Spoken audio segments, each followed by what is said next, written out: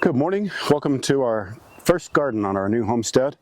We have an extremely sandy soil, and where we chose to put the garden is no different. It's very sandy, and there was almost no organic matter in the soil, so very difficult to grow when there's no biological life and no organic material in the ground. So if you have less than about 5 to 8%, which so many people do, it's just not enough organic material to get the ecosystem going and get the microorganisms thriving so your plants do well. So I'm going to show you our permaculture method. And warning, it's not a beautiful garden, but it's the beginning of a garden. So let's take a look. So as you can see, over the winter months we put in Austrian peas, and we still have lots and lots of these Austrian peas, which are good nitrogen fixers. And as we plant things, we're using the peas, we're pulling them and using them as living mulch around our plants. So I've got some squash plants here of different kinds, and we're just pulling up the grass that comes up in here. We're pulling up the Austrian peas and using those to get our plants. Oh, look at this guy, he sure does like this. He's nice and healthy. So I've also amended this with firewood ash to get some potassium and magnesium and other minerals back in the ground, because it's very important to mineralize our soils as well as encourage that microbial life.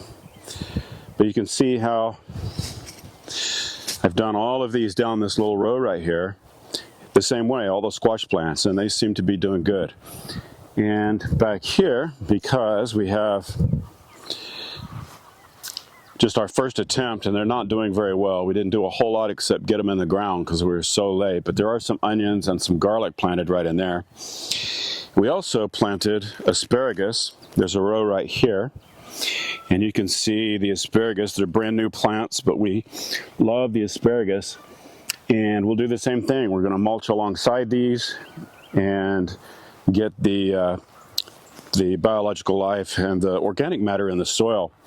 So we've also put out quite a bit of these little stones, where they can't think of what they're called right now. It'll come back to me.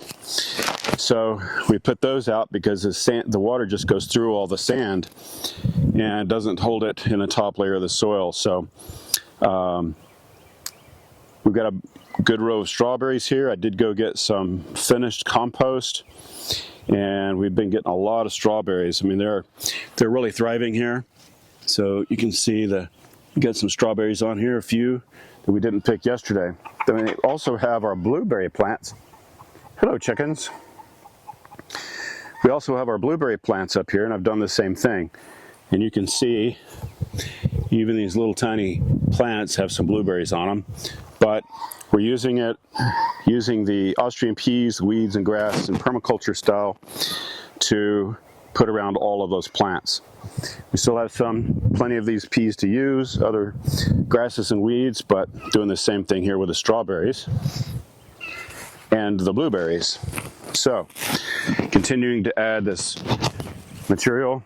So over here, we've done the same thing around these blackberry bushes, little plants here, and we've started with a few tomato plants. So you can see the tomato plants here. Got quite a few more of these guys to get planted, but I'm going to figure out where to put the next row. I've got some stuff on the tractor that we want to plant. I'm going to get it planted today before all this rain comes. But keeping living roots in the soil all the time is very beneficial to the soil itself and to the microorganisms. And over here we have a little fig bush. Looks like you got a little wind and sunburned. And this little peach tree that was already here. We've got some peas growing up around it, and we've amended the soil around it and fenced it off so the deer can't get to it anymore. And we have these beautiful wildflowers. I think that is spiderwort. If anybody else knows a different name for it, let me know. But common plant here in East Texas, but it flowers beautifully.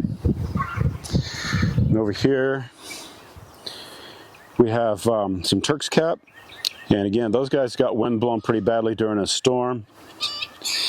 Then I have 2 loquat trees over here. And those are new to us, so I'm not real sure. But we've got them planted, and we'll see how they do. But today, the next thing I'm going to do is create another spot. I've got some more squash. I've got some more plant starts and things I want to get in here today before all the rain comes. Some of our larger ones. We also have the shade house. I can show you the shade house. We did a video on that not too long ago, but a lot of our tomatoes and peppers and things that get sunburned real easy will be in there. But I've got these few more I'm going to try to get planted today. We have some gentry squash, some cantaloupe, some kibosh squash, and a couple of jet star tomatoes. So I'm going to get busy and get those planted in today. But yeah, permaculture style, chop and drop the weeds, chop and drop the foliage, and keep amending that soil until you have as much organic material and life in the soil as you can get. Hope you liked the video. Please subscribe, hit that like button, ring the bell so you get notified every time we create new videos, and I'll see you on the next one. Have a great day.